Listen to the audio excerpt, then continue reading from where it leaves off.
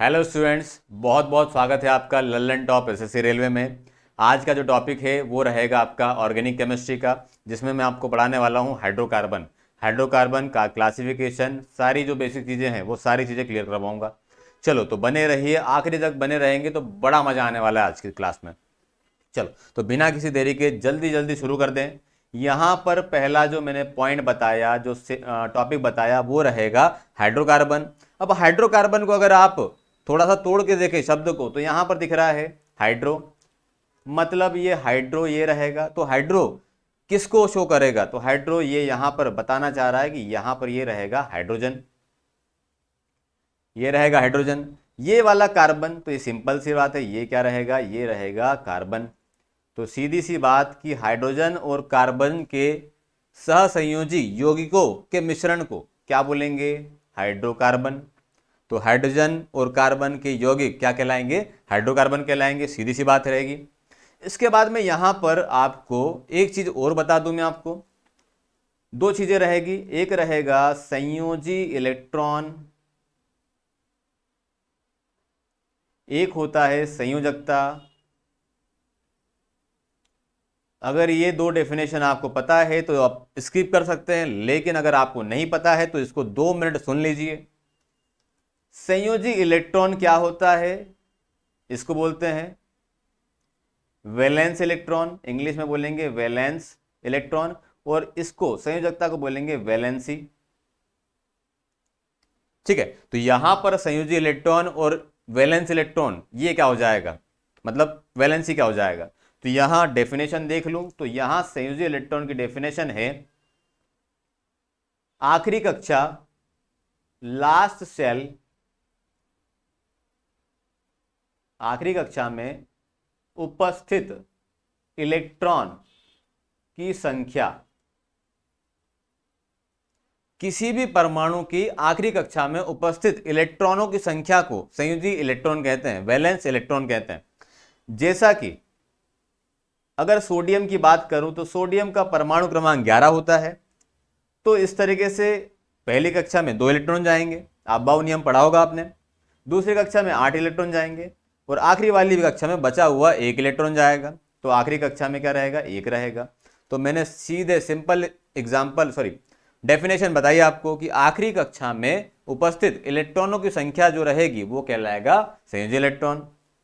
तो सीधी सी बात है कि यहां पर आखिरी कक्षा में कितने इलेक्ट्रॉन? तो भाई साहब 1 इलेक्ट्रॉन, सीधी सी बात रहेगी। ये हो गया डन। अगला वाला, अगर मैंने एग्जाम्पल लिया मैग्नीशियम का 12 परमाणु क्रमांक, यहां मैंने बोला 2, 8 और 2। आप बाउ नियम नहीं पढ़ा है तो पढ़ के आइए फिर। तो 2, 8 और 2, तो आखिरी कक्षा में कितने इलेक्ट्रॉन? तो 2 इलेक्ट्रॉन। तो इसकी संयोजकता कितनी, संयोजी इलेक्ट्रॉन कितने हो जाएंगे? 2 हो जाएंगे। इसमें कितने हो जाएंगे? 1 हो जाएगा। इसी प्रकार से जितने भी बाहरी कक्षा में इलेक्ट्रॉन रहेंगे वो कहलाएंगे संयोजी इलेक्ट्रॉन। अगर यहां पर मैंने बोला फास्फोरस की बात करूं परमाणु क्रमांक 15, तो यहां पर आपने 2 रहेगा, 8 रहेगा और कितना रहेगा? 5 रहेगा। पहली कक्षा में 2 इलेक्ट्रॉन, दूसरी कक्षा में 8 इलेक्ट्रॉन, और लास्ट वाली कक्षा में 5 इलेक्ट्रॉन। तो आखिरी कक्षा में कितने इलेक्ट्रॉन? तो सीधी सी बात है 5। तो संयोजी इलेक्ट्रॉन की संख्या कितनी हो जाएगी? 5 हो जाएगी। एक और बता दूं, क्लोरीन का परमाणु क्रमांक 17 है। तो यहां पर कितने कितने इलेक्ट्रॉन कक्षाओं में जाएंगे? तो 2 रहेगा, 8 रहेगा और आखिरी में 7 रहेगा। 2 और 8 10, 10 और 7 17। तो कुल मिला के आखिरी कक्षा में कितने इलेक्ट्रॉन? तो मैंने बोला 7 इलेक्ट्रॉन। तो ये रहेगा उसका संयोजी इलेक्ट्रॉन, वैलेंस इलेक्ट्रॉन। उम्मीद करता हूं क्लियर हो गया होगा। अब इसके बाद में जो दूसरी डेफिनेशन मैंने बताई आपको, वैलेंसी या फिर संयोजकता, ये क्या होता है? तो यहां पर आप रिलेट करेंगे कोई भी तत्व जितने इलेक्ट्रॉन त्यागता है या ग्रहण करेगा या फिर करेगा साझा। तो यहां मैंने क्या बोला? कोई भी तत्व जितने इलेक्ट्रॉन त्यागता है या ग्रहण करेगा या फिर जितने इलेक्ट्रॉन का साझा करेगा, ये कहलाएगा वैलेंसी। अब ये बता दूं मैं आपको पहले से कि कोई भी तत्व अपना अष्टक पूर्ण करना चाहता है, कोई भी तत्व अपना अष्टक पूर्ण करना चाहता है, इसका मतलब यह है कि अपने आखिरी कक्षा में 8 इलेक्ट्रॉन चाहता है। या तो आखिरी में 2 होना चाहिए या तो 8 होना चाहिए। शुरुआत में 2 चलता है, आखिरी में 8 चलता है। तो यहां पर क्या बोलेंगे, कोई सा भी तत्व अपना अष्टक पूर्ण करना चाहता है। मतलब क्या है, इसका मतलब यह है कि आखिरी वाली कक्षा में उसको कितने इलेक्ट्रॉन चाहिए, 8 इलेक्ट्रॉन चाहिए। तो यहां पर ध्यान दो, जैसा कि मैंने बताया अष्टक पूर्ण करना चाहता है, तो यहां पर एग्जाम्पल ये वाला ले लूं मैं। सोडियम की बात करूं तो सोडियम के परमाणु क्रमांक की बात करें तो 11 रहेगा। इसको आपने बांट दिया, 2 रहेगा पहली कक्षा में, दूसरी कक्षा में 8 रहेगा, तीसरी कक्षा में 1 रहेगा। तो यहां पर क्या बोलेंगे कि आखिरी कक्षा में कितने इलेक्ट्रॉन है, 1 इलेक्ट्रॉन है। वो चाहता है कि उसकी कक्षा में 8 इलेक्ट्रॉन हो जाए। वो क्या चाहेगा कि उसकी आखिरी कक्षा में 8 इलेक्ट्रॉन हो जाएंगे। तो यहां पर सीधी सी बात है, या तो इसको त्यागना पड़ेगा या तो फिर 7 लेना पड़ेगा। और आया कि नहीं आया? तो मैंने बोला भैया 1 इलेक्ट्रॉन त्यागना आसान है, लेकिन 7 इलेक्ट्रॉन जो रहेगा वो लेना क्या रहेगा, मुश्किल रहेगा। तो यहां पर क्या बोलेंगे कि सोडियम क्या करेगा, तो सोडियम ये अकेले को बाहर निकाल देगा। आया कि नहीं आया? तो अकेले को बाहर निकाला मतलब क्या करा उसने, त्यागा। तो मैंने बताया आपको जितने इलेक्ट्रॉन त्यागेगा वो क्या कहलाएगा, वैलेंसी कहलाएगा। तो यहां पर सोडियम की वैलेंसी कितनी हो जाएगी, तो सोडियम की वैलेंसी क्या हो जाएगी, 1 हो जाएगी। आया कि नहीं आया? जितने त्यागा, ग्रहण किया या साझा किया। अब वापस नीचे जाएं एग्जाम्पल पर, एक और देख लें। मैग्नीशियम का परमाणु क्रमांक 12 है, आपने इलेक्ट्रॉन भरे 2, 8 और 2। तो बाहरी कक्षा में कितने इलेक्ट्रॉन, तो 2 इलेक्ट्रॉन। वही वाली बात रिपीट करूंगा, आखिरी कक्षा में कितने चाहिए, तो मैंने बोला 8 चाहिए। 2 देना आसान है या 6 लेना आसान है, तो मैं बोलूंगा 2 देना आसान रहेगा। तो ये वाली बात रहेगी। तो वापस पूछा कि वैलेंसी कितनी, तो मैंने बोला वापस 2। तो सिंपल सी बात है, इसका 1 इसका 2। अब यहां पर थोड़ा सा ध्यान देना, फास्फोरस की मतलब परमाणु क्रमांक कितना है, 15 रहेगा। तो मैंने बोला पहली कक्षा में 2, दूसरी कक्षा में 8, तीसरी कक्षा में 5। तो आखिरी कक्षा में कितने इलेक्ट्रॉन, तो मैंने बोला 5 इलेक्ट्रॉन। अब उसको आखिरी कक्षा में 8 इलेक्ट्रॉन चाहिए रहेगा, या तो 5 दे देगा, अगर ये वाला 5 दे देगा तो आखिरी में 8 रहेगा। लेकिन अगर ये 3 ले लेगा तो क्या हो जाएगा, 3 अगर ले लिए तो भी आखिरी में कितना हो जाएगा, 8 हो जाएगा। ये 5 और 3 कितना हो जाएगा, 8 हो जाएगा। तो यहां पर समझना बात को, 5 देना आसान है या 3 लेना आसान है, तो मैं बोलूंगा 3 लेना क्या रहेगा, आसान रहेगा। तो सीधी सी बात है कि यहां पर वैलेंसी की बात करूं तो इसकी वैलेंसी कितनी हो जाएगी, 3 हो जाएगी। ठीक है, तो यहां ध्यान से रखना कि वैलेंसी क्या होता है, देना, लेना या साझा करना। अब ये बनाएंगे आप खुद। क्लोरीन के परमाणु क्रमांक 17 रहेगा, आपने 2 पहली कक्षा में, 8 दूसरी कक्षा में और तीसरी कक्षा में, आखिरी कक्षा में 7 इलेक्ट्रॉन भरे। तो वही वाली बात, 7 देना आसान है या 1 इलेक्ट्रॉन लेना आसान है, तो क्या बोलेंगे, 1 इलेक्ट्रॉन लेना क्या रहेगा, आसान रहेगा। तो सीधी सी बात, तो यहाँ पर वैलेंसी कितनी हो जाएगी इसकी, 1 हो जाएगी। संयुक्त इलेक्ट्रॉन पूछे तो 7 रहेगा, लेकिन वैलेंसी कितनी हो जाएगी, 1 हो जाएगी। तो यहां पर हम बोलेंगे कि जो वैलेंसी होती है वो जो रहेगी वो रहेगा वैलेंस इलेक्ट्रॉन पर डिपेंड।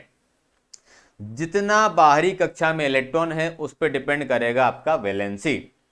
अब ये जो रामायण मैंने बताई आपको, जितना भी सारी चीज कथा बताई मैंने आपको, इसी को रिलेट करते आगे हम पढ़ेंगे। आगे मैंने बताया हाइड्रोजन का परमाणु क्रमांक कितना, तो मैंने बोला 1 परमाणु क्रमांक। तो हाइड्रोजन का परमाणु क्रमांक 1। तो बाहरी कक्षा में कितने इलेक्ट्रॉन, तो 1 इलेक्ट्रॉन। अब ये आखिरी कक्षा में 2 इलेक्ट्रॉन चाहता है, तो यहां पर या तो 1 दे देगा या 1 ले लेगा। तो मैंने बोला इसकी जो वैलेंसी रहेगी, संयोजकता रहेगी, वो कितनी हो जाएगी, इसकी रहेगी 1।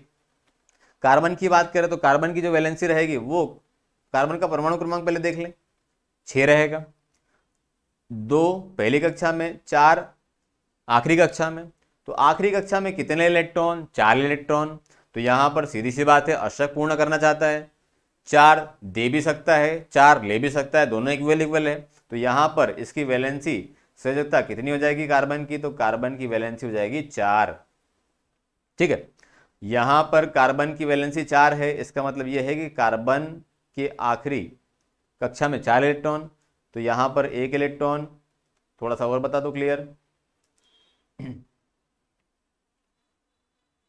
कार्बन की आखिरी कक्षा में 1 2 3 4 इलेक्ट्रॉन, चारों के चारों अनपेयर, मतलब यहाँ पेयर बनाएगा। तो यहाँ पर एक पेयर बनेगा, यहाँ एक पेयर बनेगा, यहाँ एक चाहिए, यहाँ पर एक चाहिए। कितने इलेक्ट्रॉन चाहिए? 4 चाहिए। तो इसकी संयोजकता कितनी हो गई? 4 हो गई। अब यहाँ पर आप ध्यान देना कि कार्बन को आप किसी भी तरह से जोड़ सकते हो। कार्बन 2 ले लो, कार्बन 3 ले लो, कार्बन 4 ले लो, कैसे भी आप कार्बन को मोल्ड कर सकते हो, क्योंकि वैलेंसी इसकी होती है 4। इसको आप इस तरीके से भी बना सकते हो, आप कार्बन को इस तरीके से भी बना सकते हो।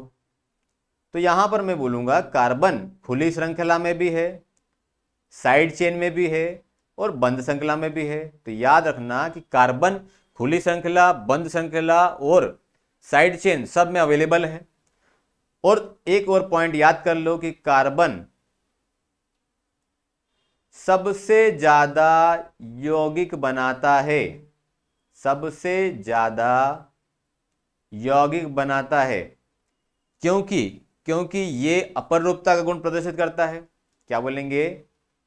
क्योंकि ये अपर रूपता का गुण प्रदर्शित करता है, मतलब ये अपने अपर रूप से ही क्या बनाएगा? यौगिक बना लेगा। कार्बन के अपर रूप आपने पढ़े होंगे, हीरा, ग्रेफाइट, कोयला। ये क्या रहेगा? कार्बन के अपर रूप रहेगा। हीरा रहेगा, ग्रेफाइट रहेगा, कोयला रहेगा, ग्रेफिन रहेगा। ये अलग अलग क्या रहेंगे? कार्बन के अपर रूप रहेंगे।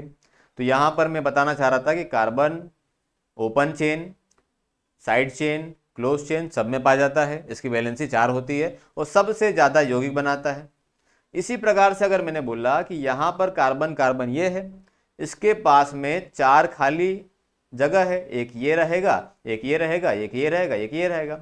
इसके पास भी क्या रहेगा? एक ये जगह, एक ये जगह, एक ये, एक ये, 4 खाली जगह है। तो यहां पर आप रिलेट करेंगे कि हाइड्रोजन की बात करें तो हाइड्रोजन को एक इलेक्ट्रॉन चाहिए, तो हाइड्रोजन यहाँ पे जुड़ गया। इसका मतलब यह है कि यहाँ पर हाइड्रोजन तो संतृप्त हो गया। लेकिन कार्बन की बात करें तो कार्बन ये यहाँ पे जुड़ा, लेकिन 2 और चाहिए, तो यहाँ पर जोड़ दो, ये ऐसे जोड़ दो, इस तरीके से जोड़ दो, यहाँ जोड़ दो, यहाँ जोड़ दो। तो ये वाले के पास में कितना हो गया? तो यहाँ पर ये 4 हो गया। ये वाले के पास कितना हो गया? तो यहाँ पर क्या हो गया? 4 हो गया। तो आखिरी कक्षा में 4 इलेक्ट्रॉन, मतलब वो 4 इलेक्ट्रॉन चाहता है, तो यहाँ पर वो हाइड्रोजन के साथ में क्या बना देगा? बॉन्डिंग बना लेगा। तो यहाँ पर याद करेंगे कि कार्बन और हाइड्रोजन सबसे ज्यादा यौगिक बनाते हैं, क्योंकि कार्बन क्या करेगा? कार्बन के पास में 4 खाली है, हाइड्रोजन के पास में 1 खाली है। तो क्या रहेगा कि कभी भी जहां पर भी कार्बन खाली हुआ तो वहां पर हाइड्रोजन जुड़ सकता है। जैसे कि अभी बताया, यहां पर अगर मैंने बोला कार्बन खाली है, तो यहां पर मैं क्या बोलूंगा? ये हाइड्रोजन चारों तरफ जुड़ गया। तो यहां पर क्या बोलूंगा? ये भी संतृप्त हो गया और ये जो 4 इसको चाहिए ये भी संतृप्त हो गया। तो कार्बन और हाइड्रोजन पूरा का पूरा संतृप्त हो गया। चलो वापिस आते हैं टॉपिक पे। ये संयोजी इलेक्ट्रॉन, संयोजकता मैंने बता दिया आपको, और कार्बन सबसे ज्यादा यौगिक बनाता है हाइड्रोजन के साथ में, ये भी बता दिया। आगे बढ़ते हैं मेन टॉपिक पे। अब हम पढ़ेंगे कि हाइड्रोकार्बन के कितने प्रकार हैं, क्लासिफिकेशन ऑफ हाइड्रोकार्बन। तो हाइड्रोकार्बन के कितने प्रकार है, टाइप कितने हैं? तो यहां पर हम बोलेंगे हाइड्रोकार्बन के 2 प्रकार हैं। पहला वाला जो रहेगा वो रहेगा खुली श्रृंखला वाले। खुली श्रृंखला मतलब ओपन चेन सिस्टम वाला, ओपन चेन। दूसरा वाला जो रहेगा ये रहेगा बंद श्रृंखला वाले, मतलब ये रहेगा क्लोज्ड चेन, ये रहेगा क्लोज चेन। अब यहां पर हाइड्रोकार्बन के 2 प्रकार देख लिए, ओपन चेन, क्लोज चेन।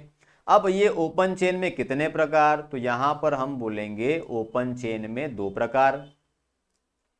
एक जो रहेगा आपका रहेगा संतृप्त, एक जो रहेगा उसे बोलेंगे असंतृप्त। संतृप्त को इंग्लिश में बोलेंगे सैचुरेटेड, असंतृप्त बोलेंगे अनसैचुरेटेड। समझ में आ रहा होगा? हाइड्रोकार्बन खुली, बंद, संतृप्त और असंतृप्त। इसके बाद में और संतृप्त में क्या आता है? तो मैंने बोला संतृप्त में यहां पर आएगा एल्केन, इंग्लिश में लिखेंगे किस तरीके से, ALKANE। यहाँ पे ध्यान देना, आखिरी में स्पेलिंग में ANE रहेगा। असंतृप्त की बात करें तो यहाँ पर क्या रहेगा, इसके दो प्रकार हैं। इसमें क्या रहेगा, यहाँ पर रहेगा एल्कीन, इसको पढ़ेंगे एल्कीन। यहाँ पर अगर मैंने बोला दूसरा है एल्काइन, हिंदी में लिखूं एल्काइन, तो यहाँ पर हम लोगों ने पढ़ा कि आखिरी में ANE है, यहाँ पर एल्कीन में ENE रहेगा और एल्काइन में YNE रहेगा। ठीक है, क्लियर हो गया। बंद श्रृंखला वाले की बात करें तो यहाँ पर क्या रहेगा, तो बंद श्रृंखला में भी इसके 3 अलग अलग प्रकार रहेंगे। पहला वाला जो रहेगा एपिसाइक्लिक, दूसरा वाला डायसाइक्लिक,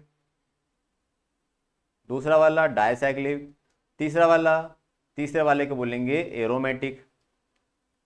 एरोमेटिक। ठीक है, एपिसाइक्लिक, डायसाइक्लिक और तीसरा वाला रहेगा एरोमेटिक। चलो एक बार जल्दी जल्दी देख लें। हम लोगों ने पढ़ा कि हाइड्रोकार्बन कितने प्रकार के, 2 प्रकार के, खुली श्रृंखला वाले, बंद श्रृंखला वाले। खुली श्रृंखला में ओपन चेन में संतृप्त रहेगा, असंतृप्त रहेगा, सैचुरेटेड, अनसैचुरेटेड। सैचुरेटेड में आएगा एल्केन, जहां इसकी स्पेलिंग है ALKANE। अगला वाला असंतृप्त में रहेगा एल्कीन और एल्काइन। आखिरी में रहेगा ENE एल्कीन में, एल्काइन में रहेगा YNE। अब देखिए बंद श्रृंखला वाले, इसमें एपिसाइक्लिक रहेगा, दूसरा वाला डायसाइक्लिक रहेगा, तीसरा वाला रहेगा एरोमेटिक। चलो अब पर्टिकुलर हमको पढ़ना है खुली श्रृंखला वाले। आगे बढ़ें, हम क्या पढ़ेंगे, हम पढ़ेंगे खुली श्रृंखला वाले।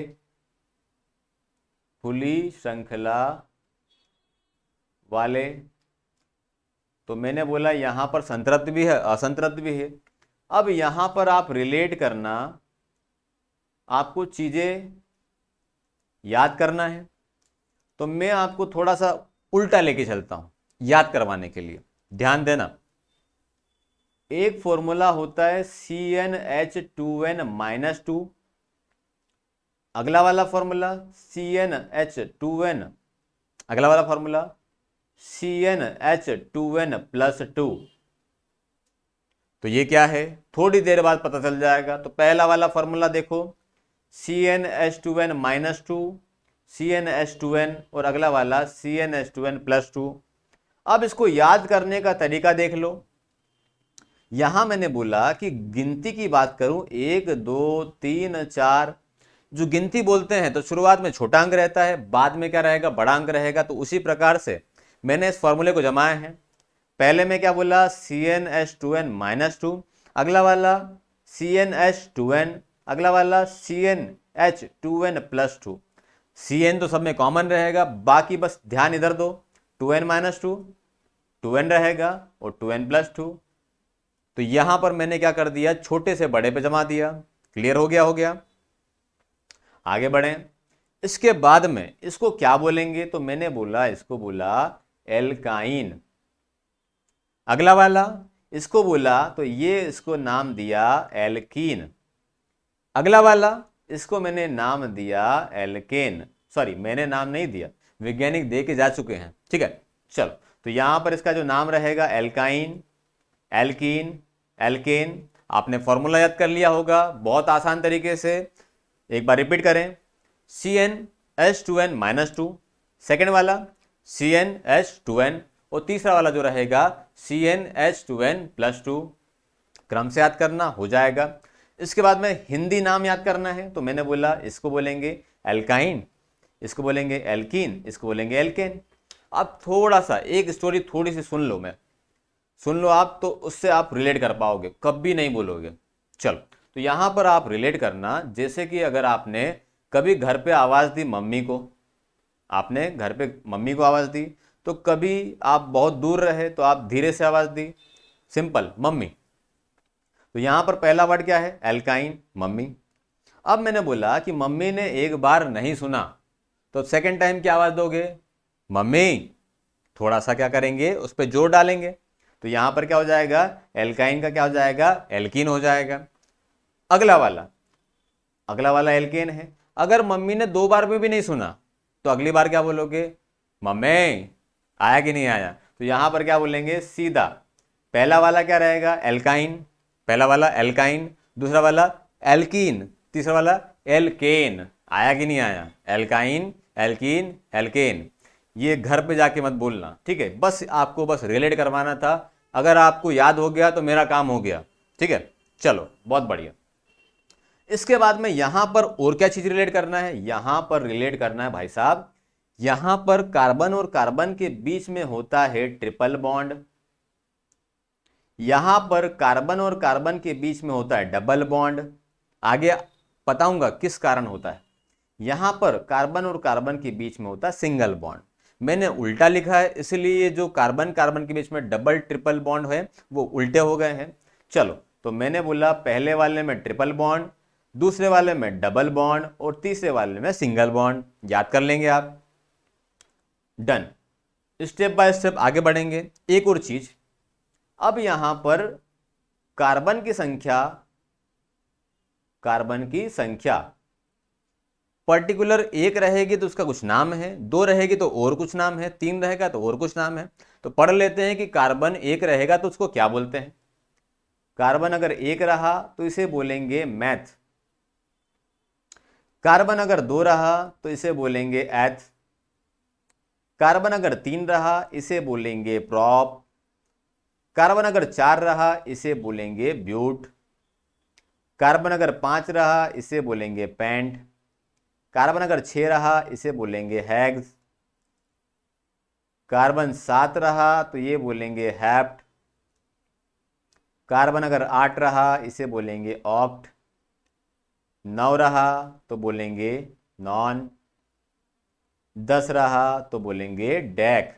ठीक है, अब यहां पर ध्यान दो, कुछ चीजें आपको याद होगी और कुछ चीजें आपको याद करना है। जैसे कि मैंने बोला, जो चीजें याद है उसको पहले टिक कर दो, वो काम हो जाएगा आपका।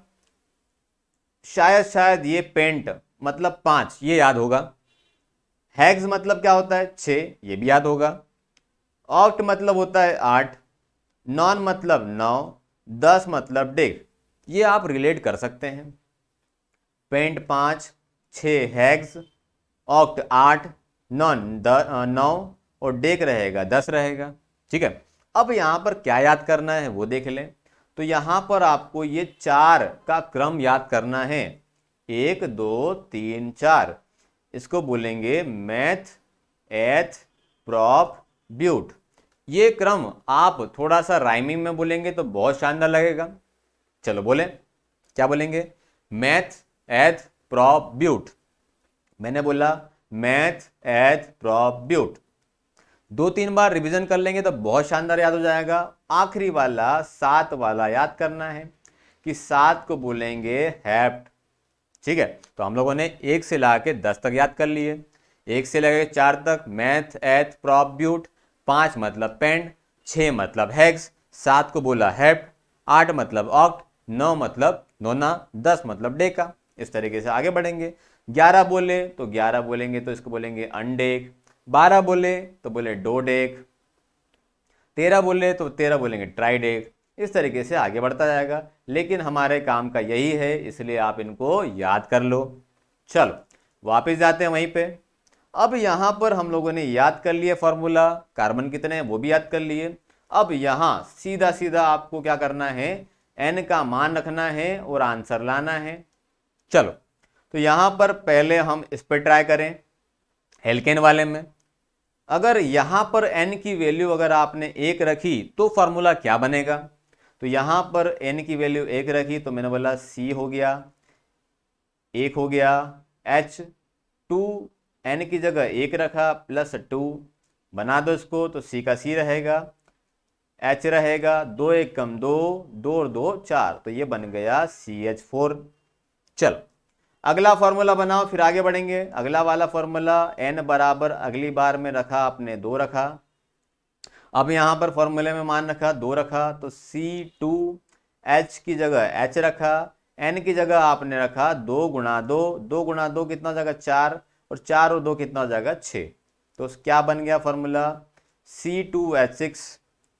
अगला वाला n बराबर अगर आपने 3 रखा तो यहां पर क्या रहेगा C का 3, H की बात करें तो 2, यहां पे 3, 2 तिया 6, 6 और 2 8।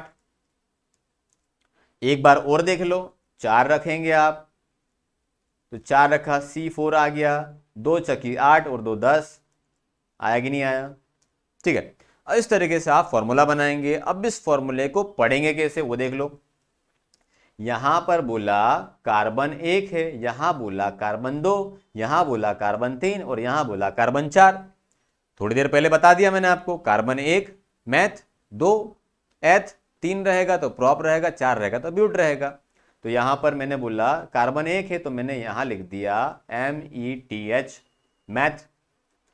अगला वाला पॉइंट, यहां पर कार्बन 1 है लेकिन यहां पर ध्यान दो कि जो फॉर्मूला बन रहा है ये वाला फॉर्मूला बना है। अगर आपको क्वेश्चन आ गया कि बताओ C4H10 क्या है, इसका नाम बताओ और ये कौन से समूह का है, एल्कीन है, एल्केन है, एल्काइन है। अब पढ़ेंगे कैसे? अब इसको ध्यान दो, यहां पर फॉर्मूले से आप निकाल सकते हैं समूह का नाम। जैसे कि यहां पर 4 है और यहां पर 10 है तो फॉर्मूले में क्या बताया था CnH2n+2, मतलब यहां पर जितना n रहेगा उससे दुगने से ज्यादा, दुगने से 2 ज्यादा वो रहेगा हाइड्रोजन। वही वाली बात, कार्बन कितना है 4 है, हाइड्रोजन कितना है 4 दूनी 8 और 2 10, मतलब कार्बन के दोगुने से 2 ज्यादा।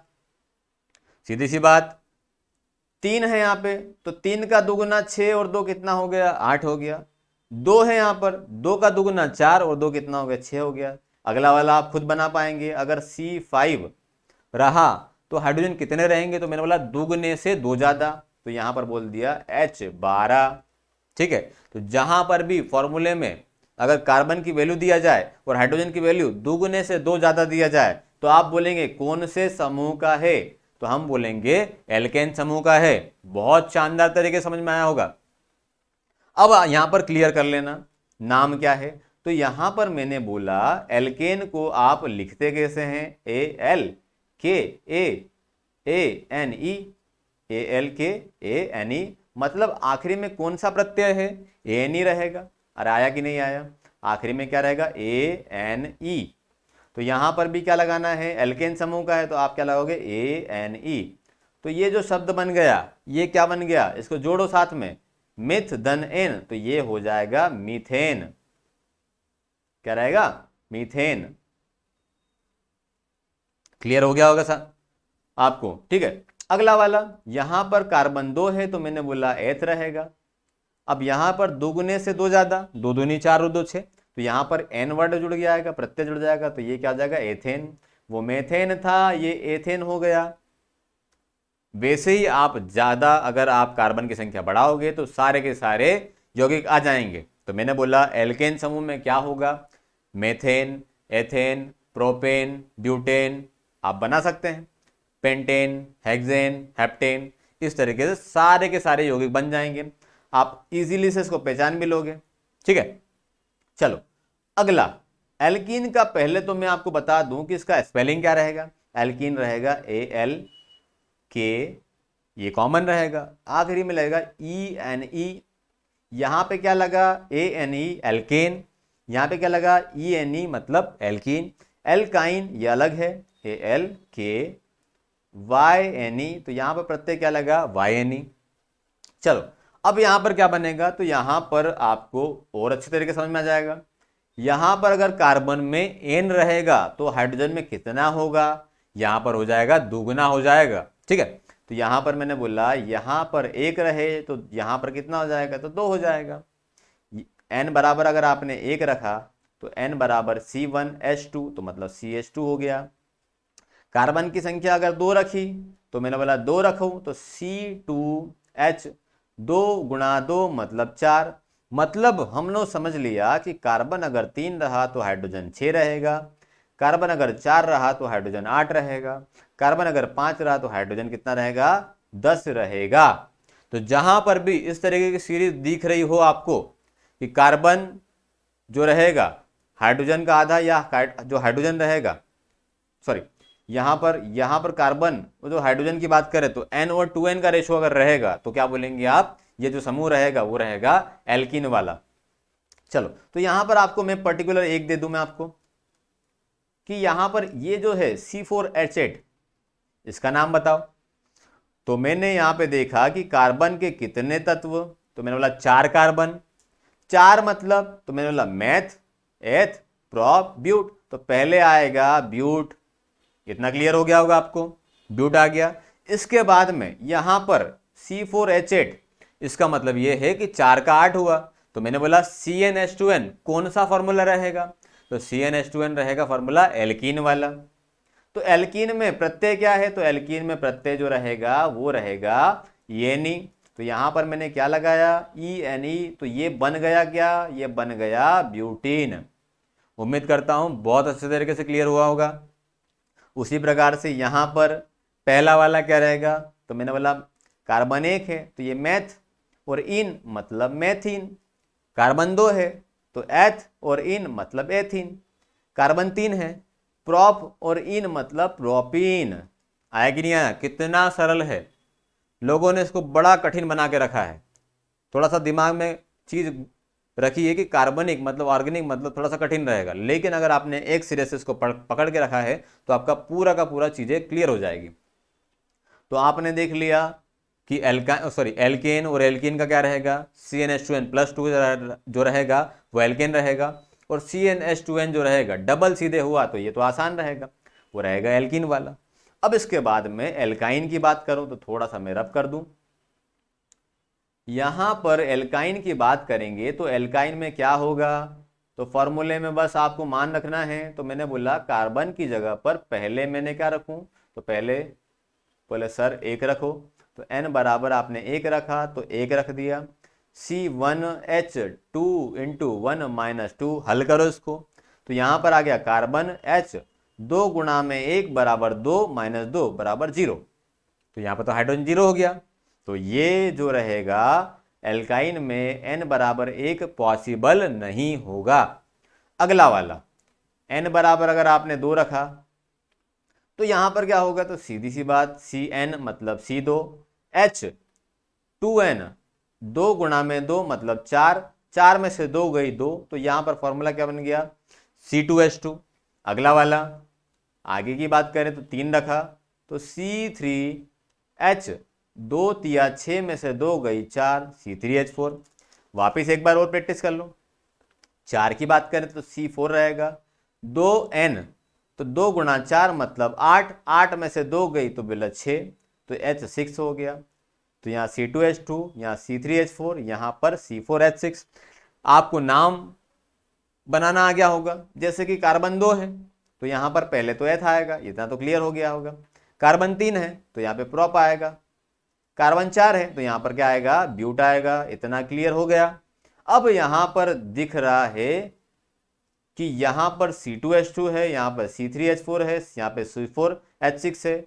अगर आप यहाँ पर राइमिंग जोड़ें या फॉर्मूले को आप यूज करना सीखें तो यहाँ पर तो बड़ा आसान था, डबल से 2 ज्यादा।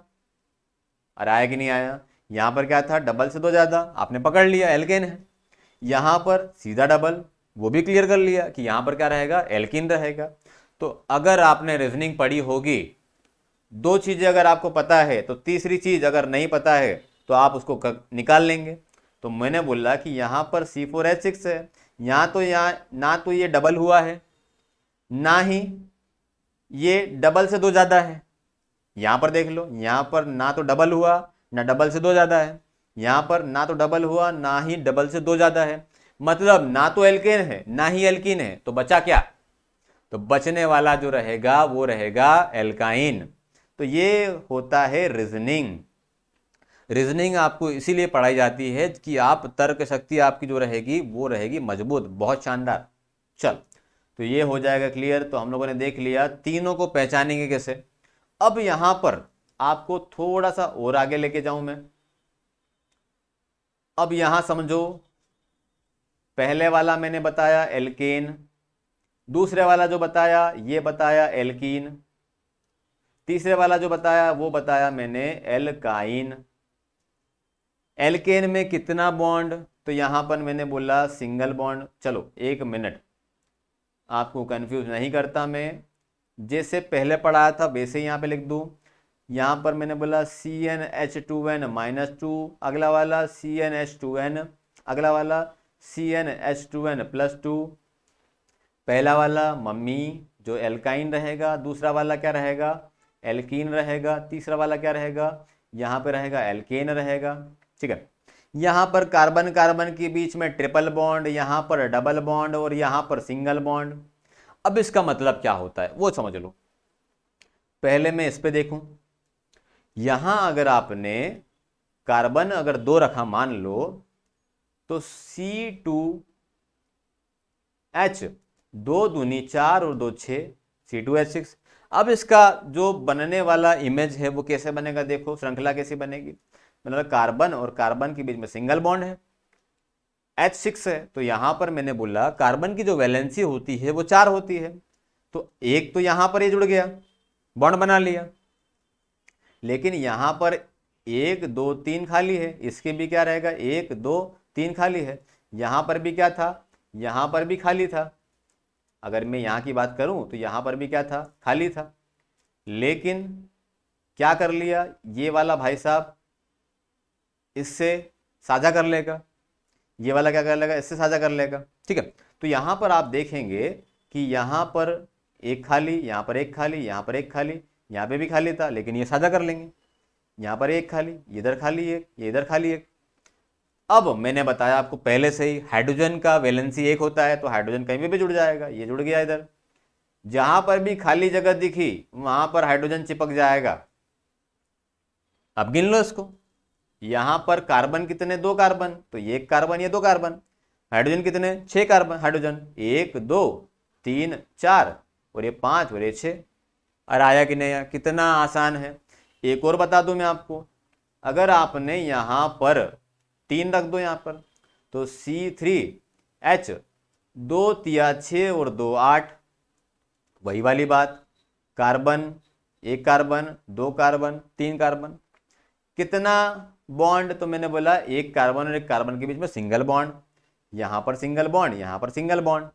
चल, मैंने बोला जहां पर खाली जगह दिखे वहां पर हाइड्रोजन चिपका दो, तो खाली जगह यहां पर, यहां पर, यहां पर, इधर भी, इधर भी, इधर भी, इधर भी, और इधर आखिरी वाला। तो यहां पर मैंने क्या चिपका दिया, यहां चिपका दिया हाइड्रोजन, इधर हाइड्रोजन। जहां पर भी खाली जगह दिखी मैंने चिपका दिया वहां पर हाइड्रोजन। अब गिन लो, कार्बन 1 2 3, तो कार्बन 3 सही है, 1 2 3, 1 2 3, 3 दूनी 6, ये 7 और ये 8, हाइड्रोजन कितने, 8 हाइड्रोजन।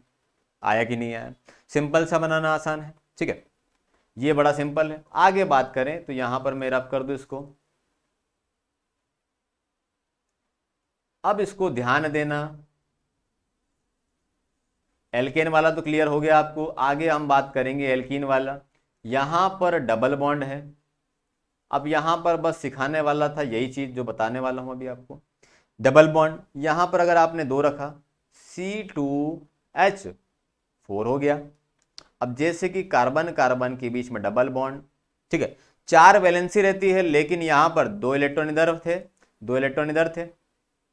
अब बचा एक इधर, एक इधर, एक इधर, एक इधर। ठीक है, तो यहां पर 2 का तो आपस में सही संयोजी बंध बना दिया इसने। ठीक है, साझा कर लिया। लेकिन यहां पर एक छूट गया, तो यहां पर हाइड्रोजन, यहां पर हाइड्रोजन, यहां पर हाइड्रोजन, यहां पर हाइड्रोजन चिपका दिया। अरे आया कि नहीं आया, यहां पर 2 कर लिए इनने, डबल बॉन्ड है इसलिए डबल पेयर कर दिया। बचा कितना वैलेंसी, तो 2 वैलेंसी बचा इसका, 2 हाइड्रोजन अनपेयर रहे, तो यहां पर क्या कार्बन अनपेयर रहे, तो यहां पर हाइड्रोजन चिपका दिया। तो इस तरीके से अगर देखें तो यहां पर क्या रहेगा, 1 2 3 4, तो कार्बन 2 और इधर हाइड्रोजन 4, ये कार्बन 2 और हाइड्रोजन कितने हो गए, 4 हो गए। तो ये हो गया एल्कीन वाला। इसी प्रकार से अगर दूसरा अगर बताया जाए कि C3 वाला n बराबर 3 रखा, तो क्या होगा, फॉर्मूला लगाओ जल्दी से, सीधा सा है, C3H6, डबल ही तो करना है आपको। अब यहां पर किस तरीके से बनेगा, अब यहां बता दूं मैं आपको, 1 कार्बन, 2 कार्बन, 3 कार्बन, तो यहां पर ध्यान देना कि यहां जो है कार्बन कार्बन के बीच में डबल बॉन्ड, लेकिन केवल और केवल एक कार्बन मतलब 2 कार्बन जो रहेंगे उन्हीं के बीच में डबल बॉन्ड रहेगा, बाकी जो रहेगा उसके बीच में सिंगल बॉन्ड रहेगा। इसलिए ये एग्जाम्पल बताया, तो समझ जाओ इसको।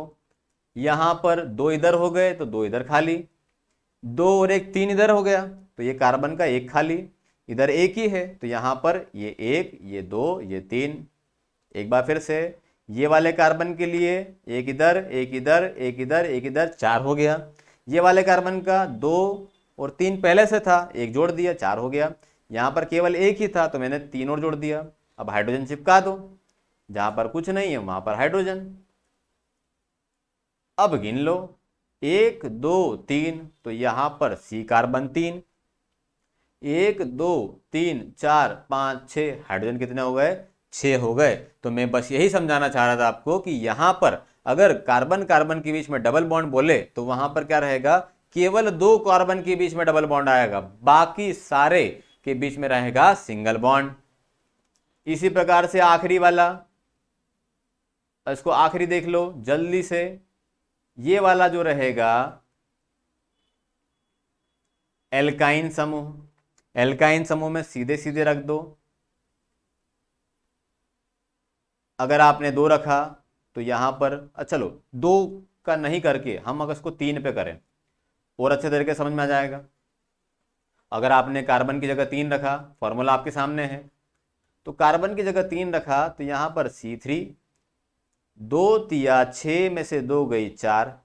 चलो कार्बन 3 जमा दो, 1 2 3। कार्बन कार्बन के बीच में कितना बॉन्ड? Triple bond. तो यहां पर 1 2 3 ट्रिपल बॉन्ड। अभी बताया मैंने आपको कि डबल बॉन्ड और ट्रिपल बॉन्ड जो रहेगा केवल 2 कार्बन के बीच में रहेगा, बाकी के बीच में नहीं रहेगा। तो यहां पर ये जो रहेगा सिंगल बॉन्ड। अब यहां पर कितने इसकी वैलेंसी? यहां पर 3 हो गया भाई साहब, तो ये बचा 1 यहां पर, ये 3 और ये 1 4, ये तो पहले से हो गया संतृप्त। यहां पर केवल 1, तो यहां पर 1 2 3। चलो जहां पर कुछ नहीं है वहां पर हाइड्रोजन, जहां पर कुछ नहीं है वहां पर हाइड्रोजन। तो ये हो गया डन।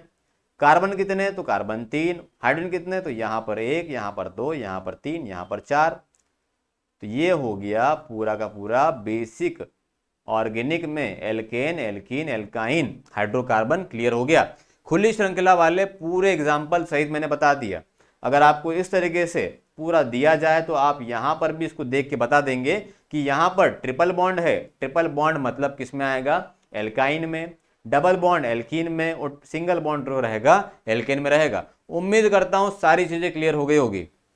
इसी प्रकार के वीडियो अगर आपको देखने हैं तो चैनल को सब्सक्राइब कर दिए नया हो तो। अगर आप बने हुए हैं तो लाइक करो, कमेंट करो, और कौन कौन से टॉपिक आपको चाहिए साइंस में सारे टॉपिक मैं आपको एक्सप्लेन करने वाला हूं। चलो तो बहुत बहुत धन्यवाद। लल्लन टॉप सलाम सबको, थैंक यू।